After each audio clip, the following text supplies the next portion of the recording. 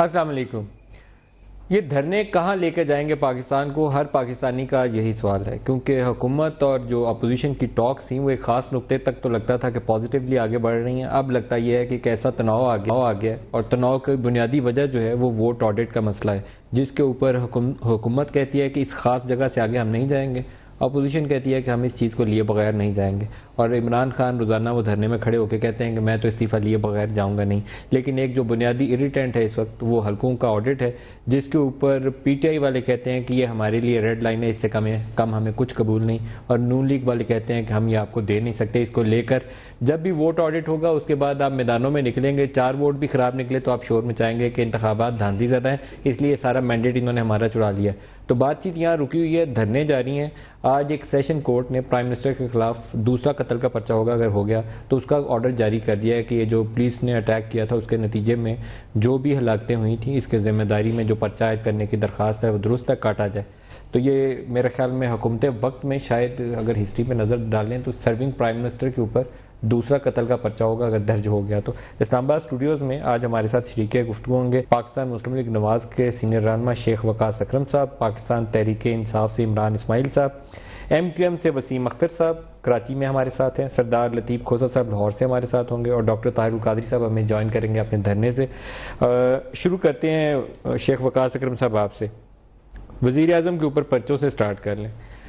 अगर Sania model town timely address हो जाता, सही तरीके से एड्रेस हो जाता तो शायद ये धरने यहाँ ना खड़े होते। ये पर्चा वज़ीर आला पे कट जाता तो शायद प्राइम मिनिस्टर की नौबत ही ना आती। साहब आपके इस प्रोग्राम में जिस वक्त ये मॉडल टाउन वाला मेरे ख्याल में सानिया हुआ उस वक्त भी बड़ी क्लैरिटी के साथ और उसके बाद भी वक्तन फ़वक्तन मैं तो इस बात का बड़ा सख्त हामी रहा हूँ कि अगर चीज़ें उस वक्त हैंडल हो गई होती तो शायद आज इस नहज पे ना पहुँचे होते।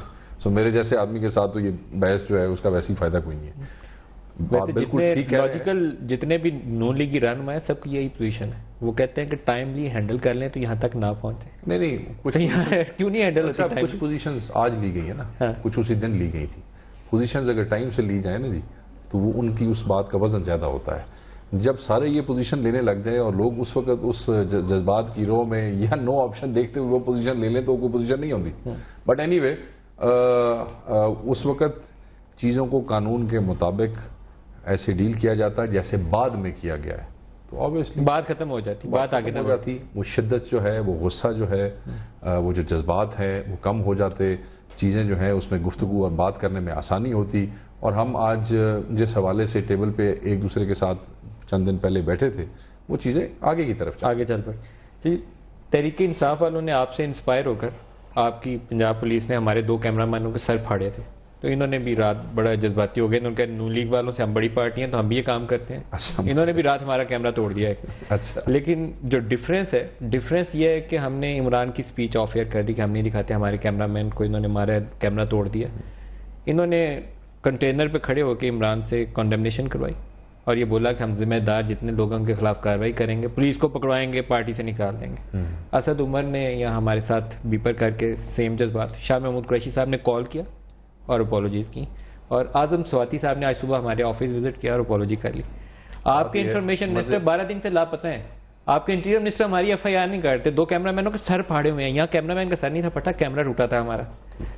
जिस दिन ये वाक़या हुआ उससे अगले दिन मुझे अपना तो पता है, मैं आपके साथ ही मौजूद था और मैंने भी जिस तरह आपने मेरे जो भाई हैं जितने PTI के इनके नाम गिनवाए हैं तो नून में अगर 2-4 भी थे तो उनमें मेरा नाम जरूर था जिसने कहा था कि मैं माफ़ी भी मांगता हूँ। और ये अरे आपसे तो खैर शिकवा नहीं है, आपकी माफ़ी काबिल कबूल इनकी कुर्बानी काबिल कुर्बानी। तो इमरान इस्माइल साहब आपके इरादे क्या हैं जी? नून लीग वाले कहते हैं देखते हैं कितने दिन यहाँ जम के बैठते हैं।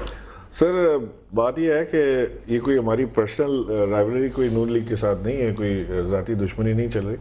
हम एक चीज़ को रेक्टिफाई करना चाहते हैं। हम चाहते हैं कि इस मुल्क में जो ज़ाहिर है कि हम इतने दिनों से बात करेंगे जो रिग्ड हुए हैं इलेक्शंस उसके कलाकमा किया जाए और जो मज़ीद चीज़ें हो रही हैं गलत हो रही हैं जिनकी तरफ हम निशानदेही मुसलसल करते रहते हैं, जिसमें लैपटॉप स्कीम के अंदर जो स्कैम था इतना बड़ा, वो खुल के आ गया सामने, ऑडिट रिपोर्ट आ गई है उसकी। यार आप शुरू हुए थे वोट ऑडिट से और इलेक्टोरल रिफॉर्म, तो अगर हम उधर भी मैं कहता था कि आपको सपोर्ट मिलनी चाहिए, ऑन एयर कहता था सपोर्ट मिलनी चाहिए, लेकिन अब आप कहीं और फंस गए हैं, ना नून लीग वाले वहां से हिल रहे हैं ना आप हिल रहे हैं, पूरा पाकिस्तान नीचे बैठ गया। हम कहीं नहीं फंसे, हम उधर ही खड़े हैं। हम आज भी यही कहते हैं, देखें ये डिमांड तो नून लीग खुद भी करती रही है पहले पिछले वजीर आजम से कि जी आपके ऊपर इल्ज़ाम है, आप रिज़ाइन करें 1 महीने के लिए, आपके खिलाफ इन्वेस्टिगेशन होगी, उसके बाद अगर आप क्लियर हो तो वापस आ जाइएगा। वही चीज़ हम कह रहे हैं कि जी आपके खिलाफ इल्ज़ाम है, आपने रेक किए इलेक्शन, हम आपके लेबल कर रहे हैं।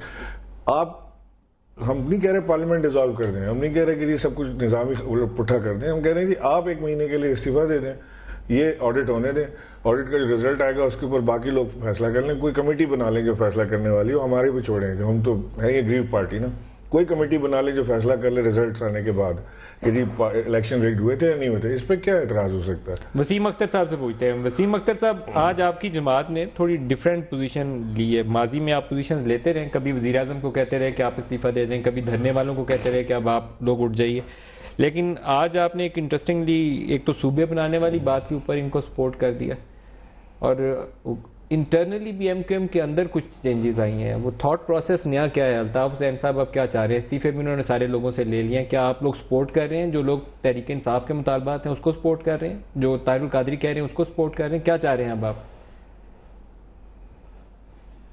नदीम साहब, जो ताहिरुल कादरी साहब डिमांड कर रहे हैं या इमरान खान साहब डिमांड कर रहे हैं, अगर आप देखें तो एज अ पार्टी हम भी माजी में अगर आप डिमांड्स देखें, नज़र डालें तो एक जैसी ही नज़र आएंगी आपको, और अगर यही डिमांड्स अवाम के सामने रखें तो स्टेटमेंट आप दे रहे हैं, इसका मतलब है कि एमक्यूएम जो है बैक कर रही है उन मुतालबात को जो तहरीक इंसाफ वाले और पैट वाले लेकर यहाँ बैठे हुए हैं, एमक्यूएम उसको सपोर्ट कर रही है उन मुतालबात को। डे 1 से सपोर्ट करते आ रहे हैं हम। जाहिर है ताहिरुल कादरी साहब जो कह रहे हैं वो भी लॉजिक बनती है और ज़रूरत है, वक्त है। इमरान खान साहब कह रहे हैं कि रिफॉर्म्स होने चाहिए इलेक्शन में, कौन मना करेगा उस बात को, और जो धांधली हुई है वो सामने आनी चाहिए, कौन मना करेगा उस बात को। करप्शन रोकी जाए, करप्शन जिसने की है उनको पकड़ा जाए, मैं तो नहीं मना करूंगा इसको। तो डे 1 से हम सपोर्ट करें, आम आदमी भी सपोर्ट कर रहा है। मगर जो आपने सूबों की और एडमिनिस्ट्रेटिव यूनिट्स की बात की है, देखें जब इतनी सारी डिमांड्स रखी जा रही हो जाएगा आपकी स्टेटमेंट के बाद जो आप दे रहे हैं, वो बैलेंस इधर से इधर आ जाएगा, पीपल्स पार्टी साथ खड़ी नजर आएगी और आप लगेगा कि आप इमरान की साइड पे खड़े हो गए हैं, तो वेट चेंज हो जाएगा उस तराजू का जो अभी तक यूं नजर आ रहा था। पूछे ना ऑफिशियल ऑफ वो बात अलग है, मैं लॉजिक की बात कर रहा हूं। जो इतनी डिमांड्स आई हैं उसमें अगर एमक्यूएम ने की तरफ से जो डिमांड आई है सूबों की एडमिनिस्ट्रेटिव यूनिट्स की, तो वो भी वक्त की जरूरत है। तो अगर ये सारी चीजें इकट्ठी करके इस्लाहात ले आई जाएं और मुल्क को एक डायरेक्शन में लेके चला जाए, तो मैं समझता हूं बेहतर होगा, अवाम के लिए बेहतर होगा, डेमोक्रेसी मजबूत होगी। अभी डेमोक्रेसी नहीं है। जो है भुट्टो साहब ने अगर ये डिमांड सवाल है और मेरे ख्याल में वो इंपॉर्टेंट है, वो कहते हैं कि क्या फ्लोर ऑफ द हाउस पे भी यही पोजीशन लेगी एमक्यूएम जो स्टेटमेंट आपने अभी दी? देखिए, इससे तो हम पहले भी फ्लोर ऑफ द हाउस पे भी ये बात कर चुके हैं। जो डिमांड्स हैं उससे तो डिनाई कर ही नहीं सकते हम, वो सही डिमांड्स हैं। इस आप कुछ कहना चाह रहे हैं, डायरेक्टली कह लीजिए। की जरूरत है। नहीं, मैं आपसे बात करता हूं। मैं नहीं, वो वसीम भाई ने ठीक बात की है, मेरे ख्याल में उन्होंने क्लैरिटी की है। इसमें थोड़ा सा कंफ्यूजन इस हवाले से है कि लॉजिकली तो हम भी उस बात को मानते हैं। हम कब कहते हैं कि इलेक्शन रिफॉर्म्स, लेकिन आप इलॉजिकली रिएक्ट कर रहे हैं। हुकूमत वक्त जब होती है उसका रिएक्शन और तरह का होता है, और वो भी जिस वक्त इन डिमांड्स के हवाले से वो पंजाबी में कहते हैं ना वंड होगी, तो MQM stands on this side of the government. नहीं, आज उन्होंने वेट अपना दूसरी तरफ डाल दिया है। बड़ी इंपॉर्टेंट स्टेटमेंट दे रहे हैं वसीम अख्तर साहब, आपके लिए फिक्र करिए आप। नहीं, उन्होंने कहा है कि लॉजिक तो ठीक बनता है, खान साहब बातें तो ठीक कर रहे हैं। अब अगर खान साहब ये कहते हैं कि इलेक्शन रिफॉर्म्स होनी चाहिए, तो हम कब कहते हैं नहीं होनी चाहिए? अगर खान साहब ये कहते हैं, हाँ हमारा जहां इख्तलाफ है वो मोडालिटीज के ऊपर आगे हो गया ना, वो जो मोटे मोटे नुक्ते हैं उनके ऊपर तो इख्तलाफ नहीं है। अब यही बात वसीम भाई कह रहे हैं। सरदार लतीफ खोजा साहब को भी गुफ्तगू में शामिल कर लें, फिर वापस आते हैं। सरदार लतीफ खोजा साहब, अस्सलाम वालेकुम। एक तो आपको वेलकम भी करता हूँ, ये आज सियासी पलड़ा लगता है कि ये धरने वालों की तरफ शिफ्ट हो गया है, बड़ी इंपॉर्टेंट प्लेयर है। नहीं देखें ऑन एयर वो सपोर्ट कर रहे हैं उसको। लतीफ तो लॉजिकल बात को सपोर्ट कर रहे हैं कि बात तो वो लॉजिकल कर रहे हैं, वो तो आई वुड आल्सो सपोर्ट। फिर वसीम अख्तर से पूछ लें कि भाई आपका इशू आप अच्छा एक चीज तो साबित होगी कि आपकी डिमांड जिनके लफ्जों में लॉजिकल है, लॉजिकल नहीं, इन्होंने बोर लगा दिया ऊपर। आप भी तो आ गए। नहीं, बात ये है कि अगर कोई आदमी कहता है कि रिफॉर्म्स होनी चाहिए तो कौन कह सकता है? तो भाई कर दीजिए, इनको घर भेजिए। मोडालिटीज है ना, बैठ के तय होती है ना, उसमें कोई खोसा साहब से पूछते हैं। खोसा साहब, अभी वसीम अख्तर साहब ने कहा कि लॉजिकल डिमांड्स हैं जो पैट और पीटीआई वाले कर रहे हैं, तो हम उनको सपोर्ट करते हैं। अल्ताफ हुसैन साहब ने भी सुबह इस पर बड़ी इंपॉर्टेंट एक तफसीली बयान जारी किया है, तो मुझे तो लगा कि आज पोलिटिकल जो वेट है वो शिफ्ट हो गया है। आप क्या कहते हैं? देखिए नदीम, बात यह है कि इस पर किसी की इख्तलाफ हो नहीं सकता है, दो आरा इस पे हो नहीं सकती हैं। हमने सबसे पहले कहा था ये आरओज इलेक्शन है, इलेक्टोरल रिफॉर्म्स पे उसकी मॉडलिटीज ठीक कहा। वकास मेरा छोटा भाई है और बड़ी खरी बात करता है, उसने बिल्कुल कोई विदाउट मिन्सिंग वर्ड्स उसने कहा है कि ये बातें जो हैं ये इनका होना चाहिए। लेकिन हम कहते हैं और वो भी सारे कहते हैं तदारक इसका पार्लियामान के अंदर होना चाहिए। देखिए जब पार्लियामान से मावरा कोई काम करते हैं तो उसमें बहुत सारी कबाहतें आती हैं, बहुत सारी मुश्किलें आती हैं और बहुत सारी जो है आप एक ट्रेडिशन ऐसी क्रिएट करेंगे जो शायद आइंदा के लिए ये डेमोक्रेटिक ग्रोथ में जो है ये खुशाइंद ना हो। बात ये है कि आज आप देखें, आप आईनी कानूनी अमूर के आपके ऊपर दस्तरस है, आप मेरे ख्याल बेहतर राय दे सकते हैं। एक चीज जिसके ऊपर पीटीआई वाले कहते थे कि वजीर आजम इस्तीफा देकर घर चले जाएं, तो मैं ऑन एयर इनको कहता था कि ये मुतालबा जायज़ नहीं है, आप गलत मिसालें कायम ना करिए, अच्छी मिसाल बनाइए। लेकिन इलेक्टोरल रिफॉर्म, वोट ऑडिट, वो आरओज के खिलाफ जिन्होंने अगर रिगिंग की थी, आपने कहा आरओज इलेक्शन है, उनके खिलाफ कार्रवाई, वो तरीकाकार चेक होगा, वोट इन्वेस्टिगेट होगा, हल्का खुलेगा तभी कार्रवाई होगी ना। तो वहां तो पार्लियामेंट में कुछ किया ही नहीं, 5 दिन तो आखिर तकरीरें करते रहे पार्लियामेंट में। नहीं, अभी 5 दिन जॉइंट सेशन में सिर्फ तकरीरें हुई, अमली तौर पर तो कुछ नहीं किया पार्लियामेंट ने। देखें मलिक साहब, यही बड़ी बदकिस्मती है। आज आप देखें आनवल और सारे चैनल्स ने दिखाया कि मुजफ्फरगढ़ में जमशेद दस्ती को पिटाई हुई, एक मुस्लिम लीग नून के एमपीए को भी पिटाई हुई इसलिए कि उन्होंने जो बंद काटे थे अपनी ज़मीनें बचाई। और मुझे याद है 2010 में भी एक उनके बड़े मोतबर जो पंजाब के सदर भी रहे हैं नून वाले, उसने भी अपनी ज़मीनें बचाने के लिए गरीबों को डबो दिया था। और जस्टिस मंसूर अली शाह कमीशन की रिपोर्ट का जो है आज तक अमल ना हुआ। नाम ऑन एयर लीजिए ना, जस्टिस मंसूर रिपोर्ट में नाम लिखे हुए हैं, आप नाम नहीं ले रहे। वो आप क्यों मुझे घर में लड़ाई करवाते हैं? खोसा साहब आप तो नहीं थे, इस पर भी कंसेंसस है। आप क्यों मेरी घर में लड़ाई करवाते हैं? साहब शेख वकास साहब इस पर भी कंसेंसस कर रहे हैं कि जो जमीनें बचाने के लिए बंद तोड़े उसकी भी पिटाई होनी चाहिए। मैं तो मुस्लिम लीग नवाज के वो मोतबर खोसा साहब ने बड़ा प्यारा जवाब दिया, उन्होंने कहा क्यों मेरी घर के अंदर लड़ाई करवाते हो?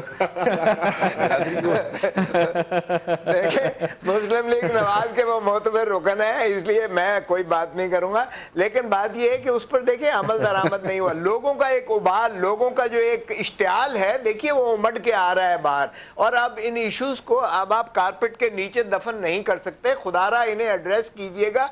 और मैं समझता हूं जितनी जल्दी एड्रेस करेंगे, हुकूमत बहुत साल से काम ले रही है, बहुत इसको लाइटली ले रही है, ये गलत फहमी में अच्छा, है कि ये बगैर से मैं जवाब पूछ लूं खोसा साहब जी, एक बराह रास्त आपसे जवाब ले लूं, क्या हल्का खोल के वोट ऑडिट होना चाहिए? देखे जाना चाहिए कि कितने वोट के ऊपर प्रिजाइडिंग अफसर ने दस्तखत किए हुए हैं और कितने वोट हैं जिसपे सिर्फ ठप्पे मार के अंदर बक्से भरे गए हैं, ये चेक करना चाहिए या नहीं चेक करना चाहिए?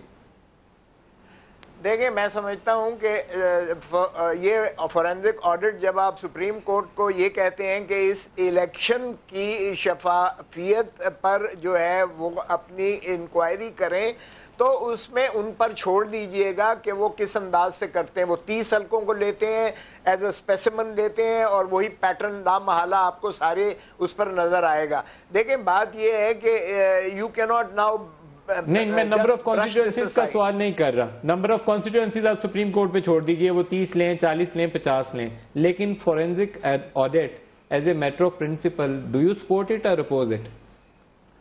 We supported with full force, हम इसको सपोर्ट करते हैं और इसलिए फुल फोर्स सपोर्ट करते हैं। अच्छा वसीम अख्तर साहब, बराह रास्त यही जवाब आपसे, क्योंकि ये बहुत एक डिवाइडिंग पॉइंट है नून लीग और पीटीआई में, आपसे बराह रास्त जवाब, क्या एमक्यूएम फॉरेंसिक ऑडिट जो है हलकों का उसको सपोर्ट करती है या अपोज करती है? बराह रास्त यस सर नो? बिल्कुल बिल्कुल सपोर्ट करती है, सपोर्ट करती है। शेख वकास अकरम साहब, दो बड़ी पार्टीज जो हाउस के अंदर आपको कह रही हैं कि पार्लियामान चलनी चाहिए, जमहूरियत चलनी चाहिए, उन्होंने कहा विद फुल फोर्स सपोर्ट करते हैं, कोई एम्बिगुइटी नहीं छोड़ी उन्होंने, सपोर्ट करते हैं। फॉरेंसिक ऑडिट हल्का खोल के वो कहते हैं देखें प्रिजाइडिंग अफसर के दस्तखत हैं या खाली ठप्पे मार मार के मैं आपको बता देता हूँ। अब इसमें जब आगे तफसील में हम बात करेंगे तो ये शायद मुझसे भी उतना ही जोर से एग्री करें जितना ये इसको एग्री कर रहे हैं।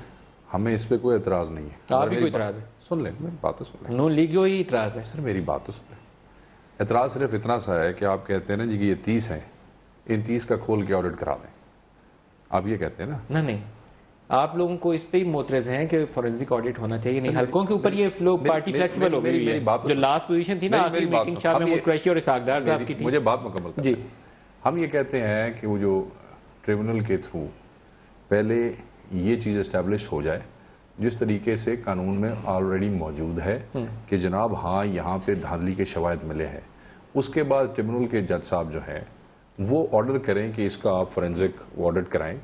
15 माह में उस ट्रिब्यूनल ने कुछ किया नहीं, आप भी कुछ नहीं करेगा, आप सुप्रीम कोर्ट में जाएंगे तो ट्रिब्यूनल को आपको पीछे छोड़ना पड़ेगा। मेरी एक और बात सुने, 15 महीने के अंदर नहीं, मुझे आप मुकम्मल तो करें। फिर लोग देखें, बहुत सी चीजों ने बहुत से इदारों में कई सालों में कुछ नहीं किया। Now if time has come और ये जो चीज डेवलप हुई है पास्ट, क्योंकि ये कितने दिन थे, 60 डेज थे। अगर टाइम नहीं वो हो सकता है अगर हुकूमत की ब्रेक ले लें, ब्रेक से वापस आते हैं फिर दोबारा यहीं से हमारे साथ हुई।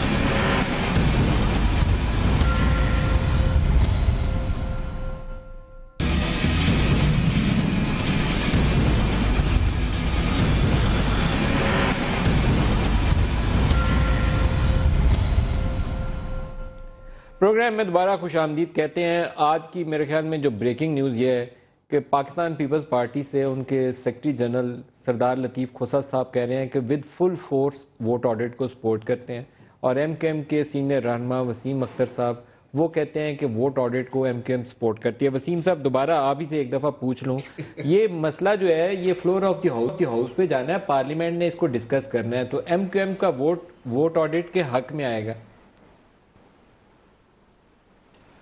नदीम भाई देखें, इसको सिर्फ इस तरह ना लें। आज एक महीने से ज़्यादा हो चुका है कि दोनों जमातों की डिमांड्स हैं, सबके सामने हैं और हर रोज़ हम वो डिमांड्स मीडिया पे देखते और सुनते हैं। 35 साल से एमक्यूएम की भी यही डिमांड्स हैं तकरीबन, हम भी यही जद्दोजहद कर रहे हैं। आज हालात मुल्क के देख लें कहाँ हैं। पंजाब का बदकिस्मती से सैलाब ने हर चीज़ खोल के रख दी है। हर साल सैलाब आता है, मगर किसी गवर्नमेंट ने जो इस्लामाबाद में मजबूत हुकूमत में रही है, किसी ने ये मेजर्स नहीं लिए कि ये सैलाब का सद्देबाब कैसे करें। हर साल वजीर आजम वजीर आला पानी में पैर डाल के फोटो खिंचवा लेते हैं, मगर मेजर्स किसी ने नहीं लिए, चाहे वो पीपल्स पार्टी की गवर्नमेंट हो चाहे वो ये बिल्कुल सही कहा आपने। 6 साल से बैठे हुए हैं शहबाज शरीफ साहब, उन्होंने कुछ नहीं किया। सारे इश्यूज रिजॉल्व कर लें और इन इश्यूज को रिजॉल्व करने के लिए अमेंडमेंट दरकार हैं। जब सारी जमातें चाहती हैं कि ये हो जाए तो फिर लैंड रिफॉर्म भी हो जाए और एडमिनिस्ट्रेटिव यूनिट्स भी बन जाए, तो क्यों ना हम कर लें ये, ना कि हम तूल दें हुकूमत को। और अभी 1.5 साल हुआ है और मजीद 3.5 साल करना चाहें। नवाज शरीफ साहब के पास ये मौका है और वो ताहयात प्राइम मिनिस्टर रह सकते हैं। अगर वो सारी चीजें एक्सेप्ट करके अमेंडमेंट करवा दें, सारों को एक पेज पे ले लें, तो मुल्क सुधर जाएगा, अवाम सुधर जाएगी, अवाम के मसाइल हल हो जाएंगे, हमको डायरेक्शन मिल जाएगी। अच्छा, एक चीज इमरान इस्माइल साहब आपसे पूछ लो। मेरे ख्याल में वसीम अख्तर साहब ने और एमकेएम ने आज बहुत बड़ी फ्लेक्सिबिलिटी आपको दिखाई है। अब देखना मुझे यह है कि आपका धरना जो है कंटेनर वो फ्लेक्सिबिलिटी दिखाता है कि वो फायर बैक करता है। ये आपके धरना कुछ मैं आपके प्रोग्राम के तवज्जुह आप वेलकम करते हैं वसीम अख्तर साहब की और एमकेएम की स्टेटमेंट को? बिल्कुल वेलकम करते हैं और आपके प्रोग्राम के तवज्जुह से दोनों पार्टियों को, बड़ी पार्टियां दोनों पार्टियों को दावत देते हैं कि अगर इनके ख्यालात ये हैं जो हकीकतन जो टीवी पर कह रहे हैं तो आ जाए, फिर साढ़े नाल चलो। पहले वेलकम तो करें ना, क्योंकि मैं आपके मुंह से सुनना चाहता हूँ। सर मैं MQM और पीपल्स पार्टी दोनों को वेलकम करता हूँ। अब वसीम अख्तर साहब को दावत दे दें कि आ जाएं। वसीम अख्तर तो वैसे ही मेरा भाई है, आप दावत दे दें कि आ जाएं इस्लामाबाद। आ जाए वसीम साहब इस्लामाबाद आ जाए, आपको दावत दे रहा हूँ। क्यों वसीम साहब, क्या इरादा है? मैं इनकी दावत अपनी राब्ता कमेटी में रख दूंगा, फिर जो फैसला राब्ता कमेटी करे। ठीक है। अरे ये बात हुई, खबर चलाइए थी, ये ब्रेकिंग नंबर खबर चलाइए। वसीम अख्तर साहब कहते हैं कि ये राब्ता कमेटी के अंदर रखेंगे ये दावत का। क्या बात है ये, देखें मैं ऑन एयर जो काम कर रहा हूँ, नून लीग वाले आज मुझे मारेंगे पकड़ के। नहीं, कोई आपको कुछ नहीं कहता। आपकी जितनी पिटाई होनी थी होगी। नदीम साहब हकीकतन देखें, ये मैं समझता हूँ कि वकार साहब भी एग्री करेंगे कि ये पाकिस्तान का डिफाइनिंग मोमेंट आ गया है कि इस वक्त हमने तय ये करना है कि आगे पाकिस्तान को कैसे लेके चलना है हमने। क्या हम इसी तरह लंगड़ा लूला पाकिस्तान लेके चलेंगे? क्या यहाँ पे मोनार्की कायम होगी कि इसी मोनार्की में हम चलना है, या हम वाकई ये चाहते हैं कि जो वोट जिसको डाला जाए उसके नाम का वोट निकले, हकीकतन काउंटिंग हो, अपना बंदा चूज कर लें। Prime minister elected prime minister है, इसमें जरूरी नहीं है कि हुकूमत बदलने पे तो आप जोर दीजिए। बहरहाल इसमें मैं कह रहा हूँ सर, मुझे कंप्लीट करना, मैं कह रहा हूँ इसमें जरूरी नहीं है कि इमरान खान को ही वोट मिलेगा और वही आएंगे। हम ये तो नहीं कह रहे कि मियां साहब उतर जाए और इमरान खान को बिठा दें। मुमकिन है कोई, आपको इंतजार करना चाहिए सर, मुमकिन है कोई ये सैलाबज़दा इलाकों में से, मुल्तान में से कोई बंदा निकल के आ जाए बाहर की हीरो कोई अजला आ जाए सर, कोई और आ जाए, सखर आ जाए, लड़काना आ जाए, गोटकी आ जाए, कोई आ जाए, कोई। मैं इमरान भाई ने जो बात की ना, डिफाइनिंग मोमेंट है, मैं इनकी इस बात से तो एग्री भी हूँ और इस हद तक इत्तेफाक करता हूँ, मगर जो इन्होंने आगे गुफ्तगू की, मेरी इंटरप्रिटेशन ऐसे है, वो ये है कि डिफाइनिंग मोमेंट ज़रूर है। दो पार्टीज़ हैं, एक वो जो धरने में बैठी हैं और दूसरी वो जो तमाम की तमाम पार्लियामेंट के अंदर जिन्होंने पिछले कई दिनों से अपना show off coordination, strength, affiliation, लड़ाई भी की है दरमियान में। हाँ, वो लोग वहाँ पे मौजूद हैं। वो आप उस चलें, उसको लेट्स नॉट अभी गुफ्तगू में लेके आते हैं। अब ये दो पार्टियाँ हैं, इंटरप्रिटेशंस हैं। वो ये कहते हैं कि हम आइन, इदारे, पार्लियामेंट, रूल ऑफ लॉ, लंगड़ा लूला, अच्छा बुरा जैसा भी है, हम उन इदारों के साथ खड़े हैं। हम कानून की बालादस्ती चाहते हैं, हम आइन की बालादस्ती चाहते हैं। इसमें आप 100 नुक्ते में निकाल सकते हैं। दूसरी तरफ खान साहब हैं जो कहते हैं कि मेरी इंटरप्रिटेशन ये है कि ये जो वो कहते हैं हम डेमोक्रेसी के लिए खड़े हैं, पार्लियामेंट वाले ये कहते हैं जी कि डेमोक्रेसी जिसमें मैं मुतमिन नहीं हूँ कि जो रिगिंग है वो किस तरीके से हुई है, तो मैं उसको मानता नहीं हूँ। डिफाइनिंग मोमेंट ये इस तरीके से है कि इंटरप्रिटेशंस अपनी अपनी है। At the end of the day हर आदमी एक उसूली मौक़िफ़ के साथ खड़ा है और ये डिफाइनिंग मोमेंट का कंक्लूजन जो है वो सबसे बेहतर यही है। अगर कोई एक समझता है कि मैं बाजी ले जाऊंगा और दूसरा हार जाएगा, या दूसरा समझता है डिफाइनिंग मोमेंट तब बनेगा अगर हम सिस्टम को मजबूत कर लें, नहीं अदरवाइज क्या हो जाएगा। सिस्टम को मजबूत कर लें और बैठ के, अच्छा आपकी अगर इजाजत बैठ के तो मैं आपके इलाके से एक और मेहमान शख्सियत हमारे साथ है, उनको भी ले। हाँ मैं आप लें, डॉक्टर तारिक कादरी साहब। डॉक्टर तारिक कादरी साहब अस्सलाम वालेकुम। वालेकुम अस्सलाम रहमतुल्लाहि वबरकातुहू। डॉक्टर साहब बहुत शुक्रिया, आप हमारे साथ प्रोग्राम में शामिल हो रहे हैं। एक चीज़ आपके पता नहीं क्रेडिट में जाती है क्या उसको कहना चाहिए डिस्क्रेडिट में जाती है। आपके 17 जून के वाक़े के बाद मॉडल टाउन में जिसमें 100 लोग जो थे उनको गोलियां मारी गई, तब से लेकर आज तक अगर स्टार्ट करें तो मेरे ख्याल में पिछले 1.5 माह 2 माह के अरसे में प्राइम मिनिस्टर ऑफ पाकिस्तान पे आज दूसरा कत्ल का पर्चा है जिसका ऑर्डर जारी हो गया। तो आपके लिए अचीवमेंट है? जी ऑर्डर नहीं, डेफिनेटली अचीवमेंट है कि बहुत तगोदो के बाद डिस्ट्रिक्ट सेशन जज के पास जाके आज वो ऑर्डर हुआ है। पुलिस स्टेशन तो दर्ज नहीं कर रही थी, बासूरत अब आगे देखते हैं कि इसका इंदराज भी होता है या नहीं। अच्छा ये मुझे बताइएगा कि अभी एक इसी प्रोग्राम में बहुत इंपॉर्टेंट स्टेटमेंट दिए हैं सरदार लतीफ़ खोसा साहब ने और वसीम अख्तर साहब ने। वसीम अख्तर साहब ने तो कहा है कि पैट और पीटीआई के मुतालबात जायज़ हैं, सुने जाने चाहिए, और वो रिफॉर्म्स एमक्यूएम भी उनका मुतालबा कर रही है बहुत सालों से। वोट ऑडिट जो बहुत एक नुक्ता है जिस पे तकसीम है बड़ी, उसके ऊपर खोसा साहब ने भी और वसीम अख्तर साहब ने भी कहा है कि विद फुल फोर्स उसको सपोर्ट करते हैं। इस पे आप क्या कहते हैं? आवाज़ आपकी कट रही है, मैं पहला हिस्सा समझ नहीं आया मुझे। आपकी रिफॉर्म्स को एमक्यूएम सपोर्ट कर रही है? ठीक है, मैं शुक्रिया अदा और करता हूँ। दूसरा सवाल ये था वोट ऑडिट के हवाले से, जहां सरदार लतीफ खोसर साहब की पाकिस्तान पीपल्स पार्टी भी सपोर्ट कर रही है। किस चीज़ के हवाले से? सर वोट ऑडिट के हवाले से आपको दुश्वारी है तो जितना सवाल सुने आपने उसी का जवाब दे दीजिए, टाइम गुजर जाएगा इसमें। या वो आवाज़ की पहले समझ नहीं आई, ताहम अगर सपोर्ट किया है तो मैं शुक्रिया अदा करता हूँ। मुझे पहला हिस्सा समझ में नहीं आया आपका, आवाज़ का प्रॉब्लम है। वो कह रहे हैं पहला ऐसा समझ सर जो पैट की आपके मुतालबात हैं रिफॉर्म्स के, उसको MQM सपोर्ट कर रही है, ये एक हिस्सा हो गया। और दूसरा हिस्सा है वोट ऑडिट जो पाकिस्तान तहरीक इंसाफ मुतालबा कर रही है, उसे पाकिस्तान पीपल्स पार्टी और MQM दोनों ने उसकी हिमायत कर दी है। ठीक है, ये बड़ी खुशाइंद बात है।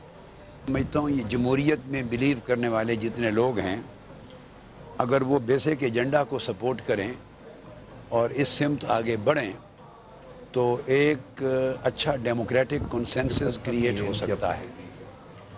और इसको अगर आप इजाज़त दें तो मैं चंद चीज़ें गोशगुजार करूं। जी करिए। करने के अमल में ये कॉन्स्टिट्यूशन है मेरे हाथ में, और सरदार लतीफ़ खोसा साहब तो कॉन्स्टिट्यूशनलिस्ट हैं, बड़े लॉयर हैं, शायद किसी ज़माने मेरे कुलीग भी रहे हों पंजाब यूनिवर्सिटी लॉ कॉलेज में शायद। देखिए आर्टिकल 226 जो है आइन का, वो कहता है कि कोई एक सीट का इलेक्शन भी सीक्रेट बैलेट के बगैर नहीं होगा। अच्छा, उसमें प्राइम मिनिस्टर और चीफ मिनिस्टर को पहले एक्सक्लूड किया था, अमेंडमेंट के बाद वो ख़त्म कर दिया कि हर एक शख्स थ्रू सीक्रेट बैलेट होगा। अब इस आर्टिकल में कोई अमेंडमेंट नहीं आई, मगर 70 नशिस्तें इस पाकिस्तान की असम्बली में इस आर्टिकल के ख़िलाफ़ पुर की जाती हैं। वो पार्टी हेड्स पुर करते हैं विदाउट सीक्रेट बैलेट। 60 नशिस्तें ख़वातीन की, 10 अक़लियतों की। ये सरी वायलेशन है कॉन्स्टिट्यूशन ऑफ पाकिस्तान की। गोया इस असम्बली में 70 अफराद ऐसे बैठे हैं जो इस कॉन्स्टिट्यूशन के एतबार से जिनका बैठना लॉफुल नहीं है। फिर आर्टिकल 247 है, उसका सब आर्टिकल 3 है, ये ट्राइबल एरिया से रिलेटेड है। वो कहता है कि no act of parliament shall apply to any federally administered tribal areas. इसी तरह प्रोविंशियल का भी फाटा पे अप्लाई नहीं करेगा, प्रोविंशियल है तो फाटा पे अप्लाई नहीं करेगा। ये अथॉरिटी सिर्फ प्रेसिडेंट ऑफ पाकिस्तान को दे दी है, फी डायरेक्ट्स।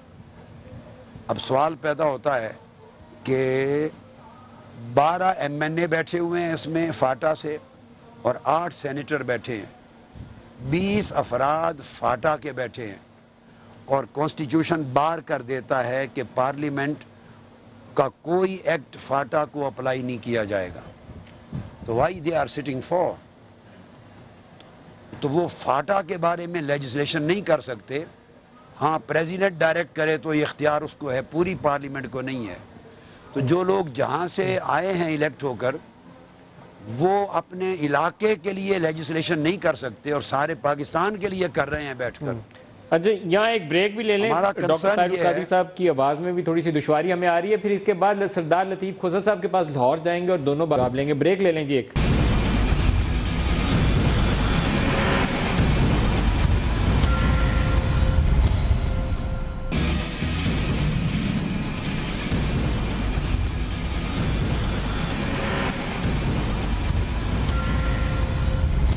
प्रोग्राम में दोबारा खुशामदीद कहते हैं। सरदार लतीफ़ खोसा साहब के पास जाते हैं। खोसा साहब, 2 इशूज़ जो अभी उन्होंने आइडेंटिफाई किए, तारुल कादरी साहब ने कहते हैं रिजर्व सीटों के ऊपर जो लोग मुंतखब होकर बैठे हैं वो गैर आइनी तरीका है, और 247 सब क्लॉज 3 फाटा। पहले रिजर्व सीटों पर बता दीजिए, वो गैर आइनी है? देखिए, सबसे पहले तो मैं मौलाना साहब को सलाम भी अर्ज़ करूँगा, उन्होंने मुझे सलाम दिया है, वालेकुम सलाम।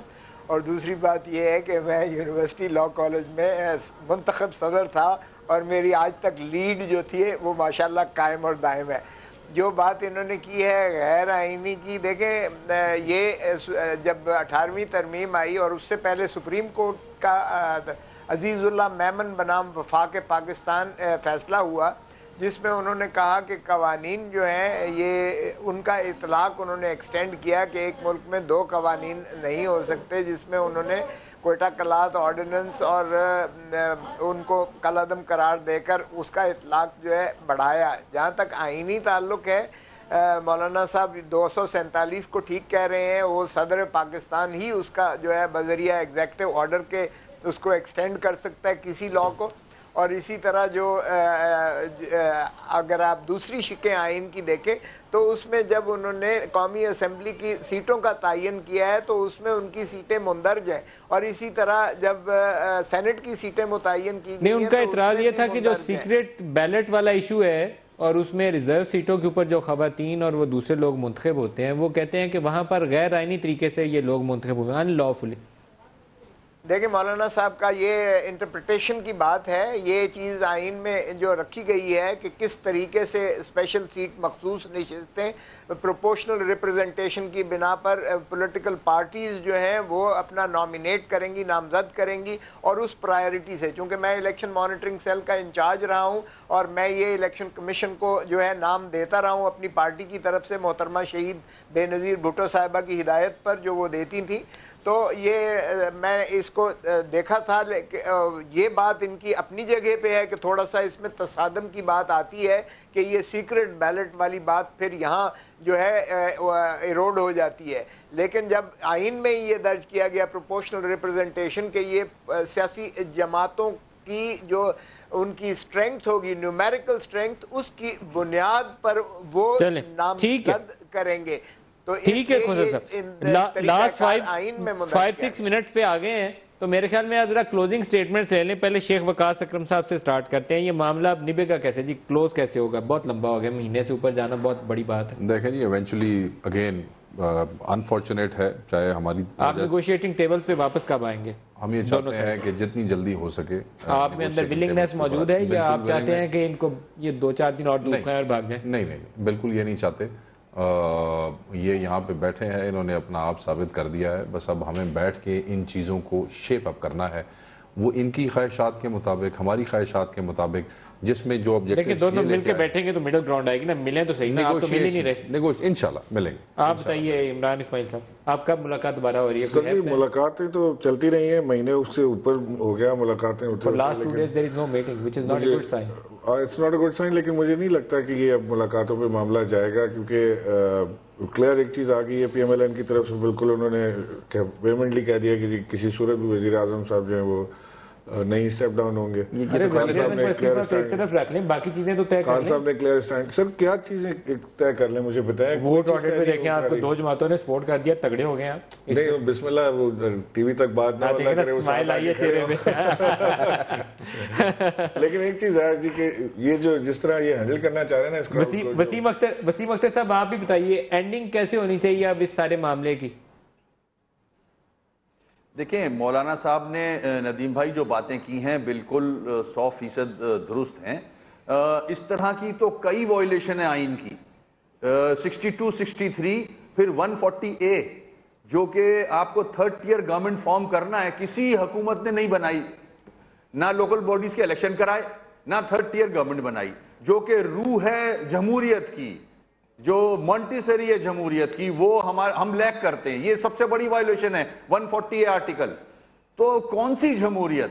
जब तक हम 3rd tier लोकल गवर्नमेंट नहीं बनाएंगे, ये सैलाब ऐसे ही आते रहेंगे और गरीब तबाह होता रहेगा।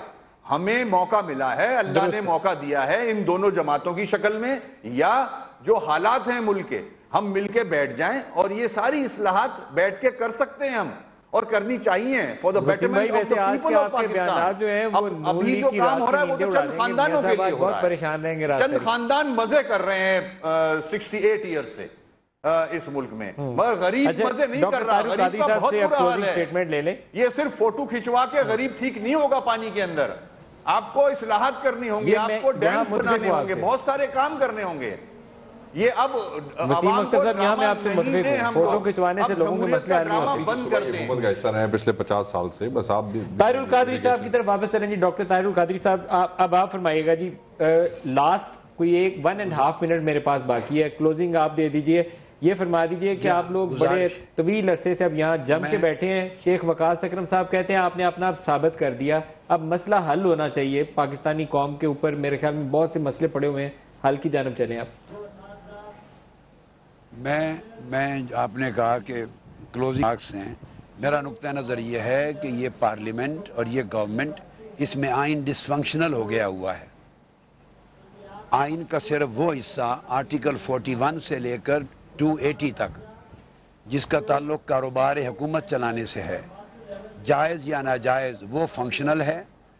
और आर्टिकल 1 से लेकर 40 तक, ख़ास तौर पे आर्टिकल 9 से लेकर 38 तक जो आवाम को हुकूक देता है, उनकी जान का तहफ़्फ़ुज़, माल का तहफ़्फ़ुज़, एक्सप्लॉयटेशन का ख़ात्मा, इज़्ज़त का तहफ़्फ़ुज़, उनका स्टैंडर्ड ऑफ लाइफ ऊपर करना, बेघर को घर देना, तालीम देना, रोज़गार देना, उसे इज़्ज़त देना, उसे इंसाफ देना और उसके माशी इस्तेसाल को ख़त्म करना, उसके घर तक खुशहाली पहुँचाना, ये आर्टिकल 37, 38 ये सारे भुट्टो साहब ने, भुट्टो शहीद ने 1973 में इस कौम को दिया था। ये कॉन्स्टिट्यूशन मुत्तफ़क़ा इसलिए नहीं दिया था कि ये सिर्फ प्रिंसिपल्स ऑफ पॉलिसी 41 साल तक कायम रहें और मैंडेटोरली इनकी एनफोर्समेंट ना हो।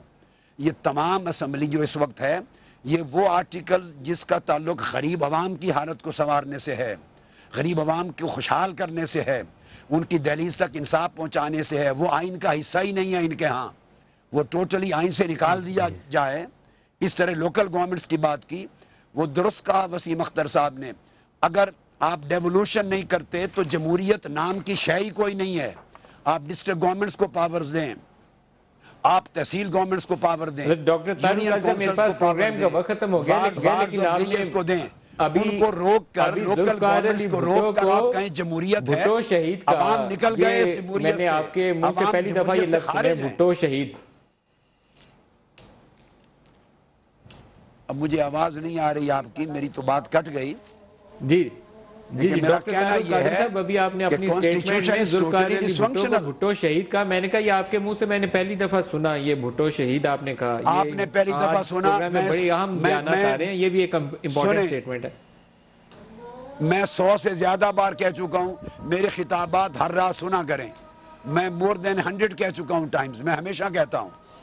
मैंने इसमें उनको भी, बेनज़ीर को कभी भी लफ्ज़ शहीद के बगैर अक्सर याद नहीं किया, को आज नहीं कह रहा मैं, आप सुना करें। लेकिन कहने का मकसद ये है कि आइन का वो सारा हिस्सा जो गरीब आवाम को इज्जत देता है, सर बुलंद करता है, रोज़गार देता है, खुशहाल करता है, एम्पावरमेंट करता है, वो तो आइन में डिसफंक्शनल है।